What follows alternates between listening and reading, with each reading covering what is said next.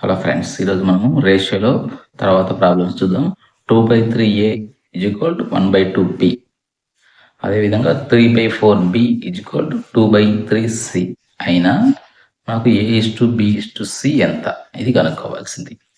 మనకు అంత ముందు లెక్కలలో చెప్పినట్టు ముందు a/b వచ్చేటట్టు చూసుకోవాలి. ఈ b అనేది ఉతలిగిపోతే a/b అవుతుంది. a/b అవుతుంది. ఇక్కడ యువతలో ఉన్న 1/2 ఈ 1/2 అనేది అట్లాగే ఉంటుంది. 1/2 అట్లాగే రాస్తాం. ఈ 2/3 ఉంది కదా, ఈ 2/3 యువతలకి పోతే 3/2 అవుతుంది. ఇంటూ 3/2 ఈ విధంగా మారిపోతుంది. ఈ విధంగా ఎందుకంటే మనకు రివర్స్లో అవుతుంది. ఈక్వాలిటీ యువతలకి పోతే ఇప్పుడు ఈ 1 into 3 3 అవుతుంది. 2 2 4 అవుతుంది. అంటే a/b = 3/4 అవుతుంది. అంటే a:b 3:4 అవుతుంది. a:b వచ్చేసి 3:4 అవుతుంది. చూడండి, ఇక్కడికి వచ్చాక మనకు a:b 3:4 వచ్చింది కదా. సేమ్ అంతే b:c, దీని ద్వారా మనకు b:c వస్తుంది.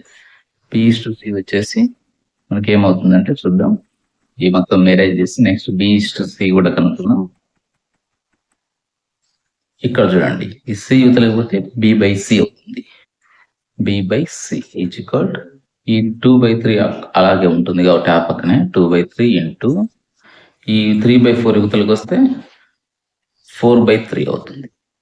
ఇప్పుడు చూడండి, b/c ఏమవుతుంది? 2 4 8/9 అంటే b:c 8:9 అయింది. చూడండి, ఇదిగో b:c 8:9 అయింది. అంతకుముందు మనం a:b 3:4 అనుకున్నాం. మరి ఇప్పుడు ఈ విధంగా 2 వచ్చిన తర్వాత 2 నిష్పత్తులు వచ్చిన తర్వాత మనం ఏం చేయొచ్చు?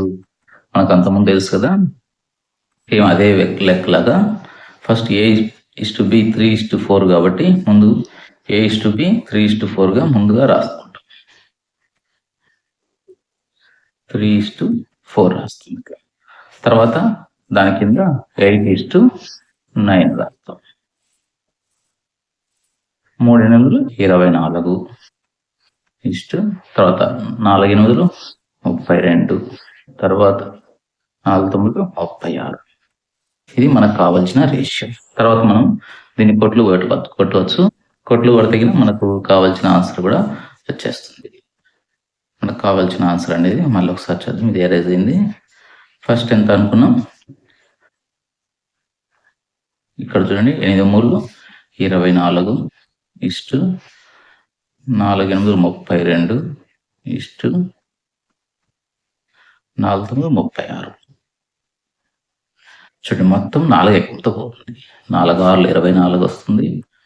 4 8 32 వస్తుంది. 4 9 36 వస్తుంది. అంటే ఫైనల్ మనకు రేషియో వచ్చేసి 6:9. ఈ విధంగా భిన్నాలలో ఉన్నా కూడా మనము ఆన్సర్ అనేది రేషియో అనేది a:b:c అనేది కనుక్కోవచ్చు.